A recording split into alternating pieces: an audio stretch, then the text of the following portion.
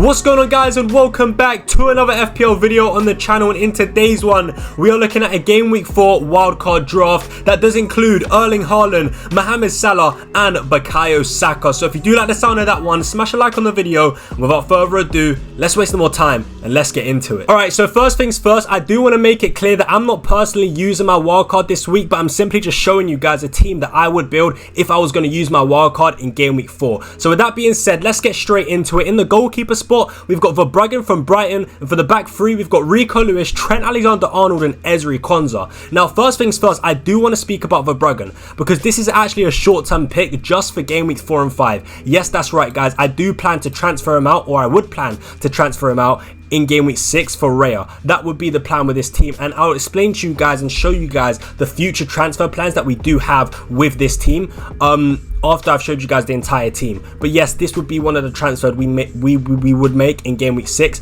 Obviously, I've gone with Verbruggen because I believe he's a high upside pick for a goalkeeper. Ipswich at home, Nottingham Forest at home in game weeks 4 and 5 are two fantastic fixtures, and I wouldn't be surprised if Brighton do get 2 clean sheets in those 2 games. So I do like him as a pick, and like I said, he would be coming out for Raya in game week 6. But we'll move on now. We've got Rico Lewis in there, and I'm a big fan of this Rico Lewis pick. I know, guys, I do know it is quite risky because Champions League is right around the corner, and Kyle Walker's coming back. He'll get up to speed, he'll get up to match sharpness, so there is an argument to be made that Rico Lewis could be rotated. There is that argument to be made, and I do agree with you guys, he could be rotated, but at the moment he's playing so well, and the attacking potential that this man has is just so high. I believe it's worth that risk. In FPL, at times, sometimes you got to take the risk, you got to go for the high upside plays, and I believe Rico Lewis, at his price, at just 4.6 million at the moment of recording, he could be an absolute gem of a player. I really do think so. The attacking threat on the eye test is absolutely insane, guys. From what I've seen from watching Manchester City, Rico Lewis, guys, is essentially playing as a number 10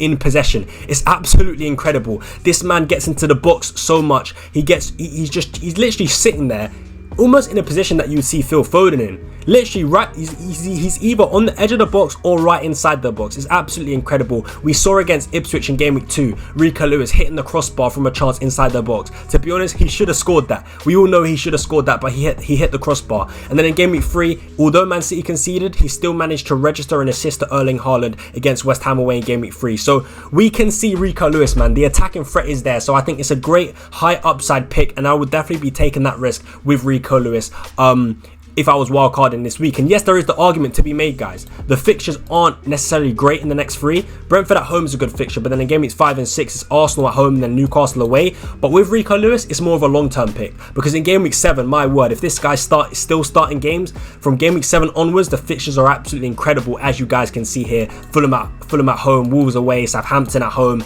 and so on. So I think Rico Lewis could be a fantastic pick. Now, we'll talk about Trent Alexander-Arnold. In my opinion, guys, he is an absolute must on a wild card. Guys, if you are wildcarding this week, you have to have Trent Alexander-Arnold, in my opinion. This guy, I'm someone who owns Trent Alexander-Arnold in my own team at the moment. And my word, us Trent Alexander-Arnold owners have been so unlucky not to get any attacking returns so far. I know we've got 3 clean sheets in 3 games, but we should have a lot more points from this man. So unlucky to not get an assist in game weeks 1 and 2, and then so unlucky he scored against Manchester United, but it was just ruled out because Salah touched it and he was offside. But we can see Trent again on the eye test, guys. If you guys don't know already, I'm a big fan of the eye test. Of course, stats are sort of important, but I love watching football. I like to sort of, you know, get my own perspective based on what I see. And from what I've seen on the eye, Trent Alexander-Arnold again playing so attacking, getting into the box a lot, putting crosses in the box. He's just FPL gold, in my opinion. FPL gold. Liverpool look fantastic, and guys, in game weeks 4 and 5, my word, game weeks 4 and 5, the fixtures for Liverpool are absolutely fantastic. Forest at home, Bournemouth at home, and even Wolves away in game week 6 is fantastic as well. But for me, 4 and 5, I look at these 2 games and I could see 15 points for Trent Alexander-Arnold. I'm not kidding. So I really do think he's a great player. And like I said, for me, he passed the eye test, man. Getting so high up the pitch, getting shots off in the box, getting shots off outside the box, getting crosses into the box.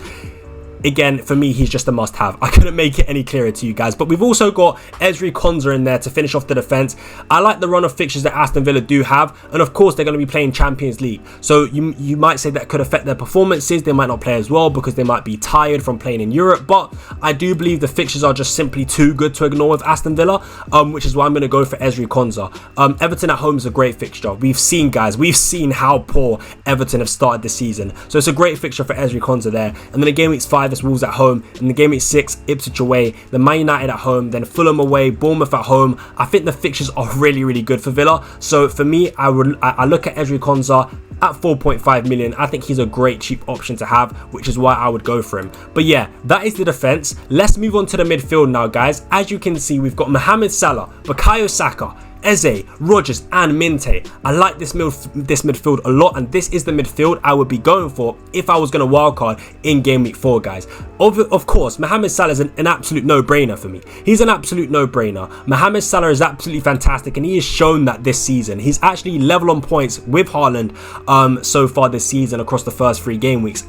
I don't really have to say too much about Salah, so I'm not going to waffle on too much about Salah, because we all know he's FPL royalty. We all know he's the GOAT of FPL. He's absolutely incredible. And in game weeks 4 and 5, if you're wildcarding, you must have Mohamed Salah. It's just as simple as that. Nottingham Forest at home, Bournemouth at home in game week 4 and 5. Absolutely fantastic. You need Salah for those games, in my humble opinion. You might disagree with me, but in my opinion, you got to have Salah, especially if you're wildcarding. So yeah, I would definitely go for him. Now we've got Bukayo Saka in there, and this could be slightly a controversial one, because there is the argument to be made that the next 2 games isn't great for Arsenal. Of course, it's Tottenham away. It's Tottenham away in game weeks 4, and then in game weeks 5, it's Manchester City away as well, as you guys can see here. But for me with Saka, it's a long-term pick. First things first, I will say, he can definitely get an attack and return against Spurs away from home. I don't think it's a hard fixture for an attacker. Maybe for a defender, yes, they might concede, but in terms of scoring goals, I think Arsenal can score a few against Spurs.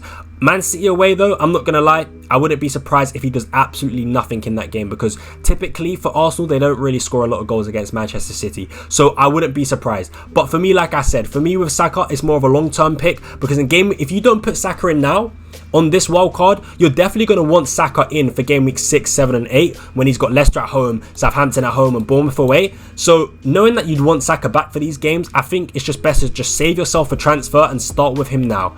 So yeah, I do think someone like Cole Palmer, for example, who's absolutely fantastic, is a good option. But again, in this team, we actually can't afford Cole Palmer.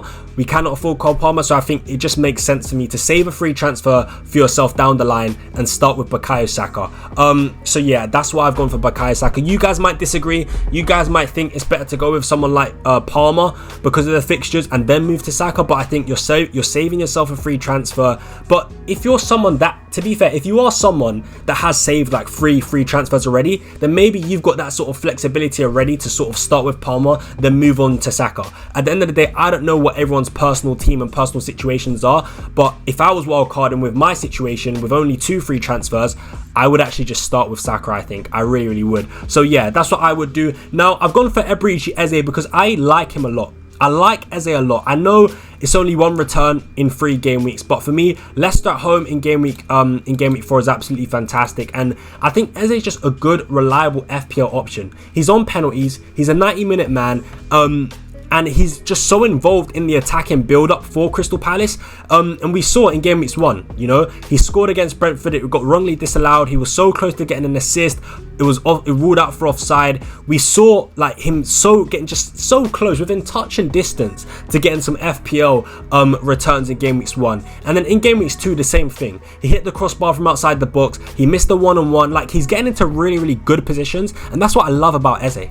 That's what I love about Eze. And of course, he did score against Chelsea. But like I said, what I really love about Eze is that he's so involved in the attacking build-up, in the attacking play for Crystal Palace. He gets into dangerous positions. And like I said, he's a 90-minute man on penalty. So I just think at his price, at 6.9 million, for me on a wild card, he's just a good set and forget pick. That's why I really do like him. And again, it's similar to Mbeumo, who we'll talk about after I've showed you guys the whole team. Because as you guys know, Mbeumo is not on in this team. at the moment, but he will be brought in later on down the line. And Eze kind of does remind me of someone like Brian Mbeumo. 90 minutes on penalties, good, reliable, Premier League proven player as well, someone that we know can get you goals and assists. I just think Eberechi Eze is fantastic. And guys, the fixtures, the fixtures. Leicester at home in game week 4, Man United at home in game week 5, Everton away in game week 6, and then Liverpool at home is tough, but then it's Forest away, Spurs at home, Wolves away, Fulham at home. I just think long term, guys, the fixtures are good. The fixtures are really, really good. So I think Eze is a good hold for the long term. And again, if I was wildcarding, he's definitely someone that I would be looking at. But yeah, we've got Rodgers in there as well. I think just at his price, he's good value. It's simple as that. 5.1 million if you don't have him already. That's how much it would cost you to get Rodgers. I just think he's good value. I think he's really, really good value, guys. Yes, I know some people might say he's on fraud watch. And to be fair, you have a point. But what I would say is that, again, he's been quite unlucky to not get any returns. He's been really, really unlucky to not get any assists. We saw in game week 2, should have got an assist to Ollie Watkins, created a big chance for Ollie Watkins, and he fluffed his lines. Ollie Watkins really and truly should have put the ball in the back of the net, and he flopped. And then in game week 3, the same thing happened again against Leicester away from home. Rodgers puts in a great ball to Ollie Watkins. He's 1-on-1 with the keeper. And maybe Ollie Watkins from last season puts the ball in the back of the net, but it wasn't the case this season. So what I will say is that Rodgers is getting close to getting some assists, but I would say there is one concern. And although he's been close to getting some assists, I'd say the only concern I slightly have about Rodgers is his goal threat. I need to see him getting more shots off in the box. That's what I need to see from Rodgers, because at the moment, I don't think he's getting enough shots off in the box, in my opinion. I'm not liking what I'm seeing in terms of that aspect of Morgan Rodgers. Yes, the assist potential has been there, and he should have had 1 or 2 assists already, but I want to see him getting more shots off in the box, and I do believe that will come, because the fixtures for Aston Villa are really, really good. Everton at home, and again, like I said, we've seen how poor Everton are at the start of the season. Wolves at home is a good fixture, and then Ipswich away is also a great fixture. Man United at home is a fantastic fixture as well. Man United, as much as it hurts me to say as a Man United fan, we are absolutely shocking. We stink. So yeah, I wouldn't be surprised if Villa beat us in that game. So I think the long-term fixtures are really, really good for Aston Villa. And again, I just feel like on wildcard, to be able to have sort of a player costing 5 million that has been playing 90 minutes. And again, when Champions League does start, which it will start in game week 4, Rodgers may not play 90 minutes as much as we've seen so far, but at the end of the day, we don't know. And what I will say is again, for me, he's only costing 5 million. So even if it does seem like, you know, in the next few game weeks, in game weeks 4, 5, and 6, if Rodgers doesn't really get good minutes, he's only 5 million. He's only 5 million, so it's not going to affect your team too much. So for me, I like Rodgers as a pick, and I do believe the points will come. Now, to finish off the midfield, we've got Minte, and again, you guys, 4 and 5, man. Game week 4 and 5. You guys, you know, listen to what I said about Verbruggen. I love the fixtures in game weeks 4 and 5 for Brighton, which is why I've gone for Minte. That's simply why I've gone for Minte. And again, I like what I've seen on the eye test from Minte. I believe he's absolutely fantastic. He's been getting good minutes as well. Of course, he came off at half-time in game week 1, but that was due to injury. He played pretty much 90 minutes against Man United and then 70 minutes against Arsenal. I think the minutes are still pretty decent with Minte, so I would be looking to put him in on wildcard for game weeks 4 and 5. It's as simple as that. And to be fair, even in game week 6, when he's got Chelsea away, that's not even a bad fixture. Honestly, Chelsea defence is not good at all. And then Spurs at home, not a bad fixture. So I look at these games and I think, even the fixtures where you say, they're not great, but when you actually look at it, just because it's a red fixture on the fixture ticker, it doesn't actually mean it's a hard fixture. We all see what Chelsea are like nowadays. They're not great. They are not great defensively. So yeah, I wouldn't be surprised if Minte does good in game week 6 against Chelsea and in game week 7 against Spurs. So I think Minte's a good pick in my opinion, and definitely would be considering going with him on wildcard for game week 4. But that is the midfield, guys. That is the midfield. Let's go ahead and move on to the attack. Alright guys, so for the front two, we've got João Pedro and Erling Haaland. And then on the bench, you guys can see we've got Wissa as well from Brentford. Of course, Wissa will be on the bench for this week, but of course, we all know the fixture swing that Brentford do have in game week 6. So that's when Wissa will be useful to this team. In game week 6, when Brentford have a massive fixture swing. As you guys can see, West Ham at home, Wolves at home, Man United away, Ipswich at home, Fulham away, Bournemouth at home. Guys, I could go on all day. Brentford has some great fixtures from game week 6 onwards, which is why João Wissa is on the bench up until game week 6. I mean, you could start him in game week 5, but we'll move on to what the team will look like in future game weeks in a second. But yeah, we've got João Pedro and Haaland as the front two. For me, Erling Haaland, we've all seen what he's done so far. We've all seen what he's done so far, and I know he's playing Arsenal in game week 5, but and I know he's playing Newcastle away in game week 6, but for me that doesn't matter. We're talking about the best striker in the league here. We're talking about a player that can score goals for fun. Of course, Arsenal, he might not score a lot of points in that game, but even against Newcastle, they've been shocking this season so far. They've been so poor. Brentford at home, of course, is a great fixture, and then after that, guys, you're going to want Erling Haaland. If you don't go for Erling Haaland now when you're wildcarding in game week 4, it's going to be very, very tough for you to get Erling Haaland in down the line, because in game week 7 onwards, you're going to want Erling Haaland for this run. Fulham at home, and then Southampton at home in game week 9, Bournemouth away, Brighton away, Spurs at home. Guys, the fixtures are fantastic, and you would want Erling Haaland for that run, so I would definitely have him on wildcard this week in game week 4. Now, João Pedro, again, really good pick on wildcard in my opinion. The fixtures for Brighton are absolutely fantastic. Like I said, we've gone for the Brighton triple up. Of course, I just think attacking those good Brighton fixtures is really important on this wildcard. Ipswich at home and Nottingham Forest at home are 2 great fixtures, so that's why we've gone for the double Brighton attack, and then we've got Verbruggen in goal. I really do like it a lot, and I would definitely go and attack those fixtures in my opinion. I think they're absolutely fantastic, and João Pedro, he's getting good minutes, playing 90 minutes, playing the whole game on penalties, on penalties as well. So yeah, I think João Pedro is an absolutely fantastic pick, and of course he's got 2 goals in his last 2 games, so he is on form. He'll probably be feeling confident as well, which also is another aspect that shouldn't be ignored. You know, players feeling confident, players being in good form is definitely something to consider when choosing players in FPL. But guys, we've got Fabianski as the backup goalkeeper as well, and that is the team. That is the team, guys. That is the team. But what I want to do now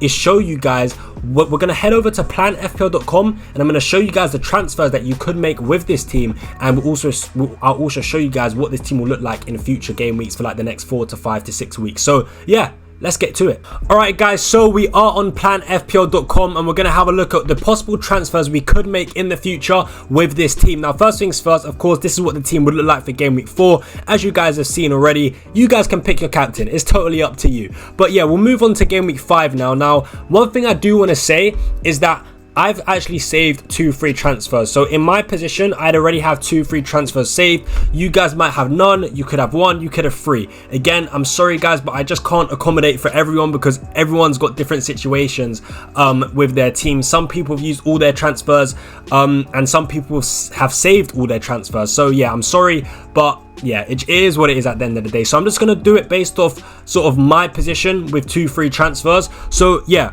with this team for game week 5, the plan is simply just to roll. Now, I do know we've got Saka playing against Manchester City, which is of course tough, and then we've got Erling Haaland against Arsenal, which is of course tough. In terms of captaincy, you definitely go for someone like Mohamed Salah. There is an argument to be made that you could bench Rico Lewis at home to Arsenal. You might want to do it, it's totally up to you. But there is an argument to be made, you could bench him for Greaves, who's playing Southampton away from home. But yeah, I would say in game week 5 the team does look pretty good. You know, Verbruggen at home to Forest, Trent at home to Bournemouth, Wolves, Konza at home to Wolves, Eze at home to Man United, which is fantastic as well. So apart from the Manchester City Arsenal game and those players involved in that game, the rest of the team looks really strong. So yeah, we'll move on now to game week 6, because obviously in game week 5 the plan is to roll. Now, you'd probably want to bring Rico Lewis back into the side, but what I will say is that you could actually bench Rico Lewis, start Collins. All right, so Collins now comes into play. Brentford have really good fixtures, and then we've also got Wissa, who you'd probably bench for someone like Minte, for example, right? So now that you've brought on the players from the bench onto the starting 11, we now look at some transfers that need to be made for game week 6. So of course, Arsenal's fixture run from game week 6 onwards is absolutely fantastic. All right, Leicester at home, Southampton at home, Bournemouth away. So the plan here is to take out João Pedro, take out Mohamed Salah, and take out Verbruggen. Now the players we bring in is David Raya, Kai Havertz, because I think he's got such a high upside for these 3 games. You know, Arsenal could win 5-6-0 in these games, so I would definitely go for the double Arsenal attack. And then of course the main man, Bryan Mbeumo, does come in for game week 6 as well. So we do unfortunately take out Mohamed Salah, but ultimately, you know, it is what it is. I think you have to make, you know, some sort of sacrifices to attack these Arsenal fixtures. So for me, I would definitely take out Salah, getting Mbeumo, getting Havertz, and getting Raya as well. So they're the 3 transfers that I would make with this team, and the team's in a pretty good spot in my opinion. So we do move on to game week 7, and again we'd probably roll this week because I do like the fixtures for the majority of the team. You could bring in Rico Lewis for someone like Konza, who's got Man United at home. Now there is the argument. So Eze's playing Liverpool at home, and Minte's playing Tottenham at home. Now, I personally think Tottenham at home is the better fixture, so you could actually start Minte for Eze this week. Again, it's totally up to you. You don't have to follow what I would do, but it's an option. Obviously, bear in mind, Eze is a penalty taker and more or less does get 90 minutes, whereas Minte could get subbed off 75th minute maybe, and isn't a penalty taker. So if you want to start the penalty taker, by all means go for it. But the idea this week is to roll in game week 7. Again, the fixtures do look pretty good for the majority of the team as well, in my opinion. So yeah, we'd move on to game week 8, and in game week 8 the plan is, so we've got 2 free transfers. I'd say the plan here is obviously first things first, you'd bring in Eze, you start Eze, and then you take out Trent, right? You take out Trent for 8 Nuri, because Wolves actually have some really nice fixtures up and coming. So you'd actually take out Trent for 8 Nuri. Again, you don't have to do this, it's just something that I would do. So you bring in 8 Nuri, you start Konza, right? You start Konza, and then you upgrade Minte to Heung-min Son. So yeah, Heung-min Son would come into the side, and then you probably most likely bench someone like Wissa or Rodgers. Again, it's totally up to you as to who you bench, but let's just say for the sake of this video, we do bench Wissa against Man United, because Rodgers does have Fulham away, which is probably the better fixture. But yeah, we'd have Son in the team, and again, you don't have to take out Trent because Chelsea at home is not the worst fixture, but for me, I think the fixtures after Chelsea game's not great. You know, it's Arsenal away. Brighton at home's not bad, but for me, in terms of the next 2, you probably wouldn't want to have someone like Trent. So yeah, I'd go for Son because I do like the fixtures there. And then, for example, in game week 9, what you could do is take out Havertz for Cunha, because Wolves have some brilliant fixtures, guys, from game week 9 onwards, guys. Honestly, fixtures are so good. From game week 9, you guys can see Brighton away, Palace at home, Southampton at home, Fulham away, Bournemouth at home. So really good fixtures there for Wolves. So that's why I would take out Havertz against Liverpool and bring in Cunha. And that's probably the only transfer I would make for game week 9. That does leave you with 1.7 in the bank. Now, in terms of bench players, you could actually bench Eze against Spurs. And then you have the choice to start 8 Nuri for the attacking threat or bench him.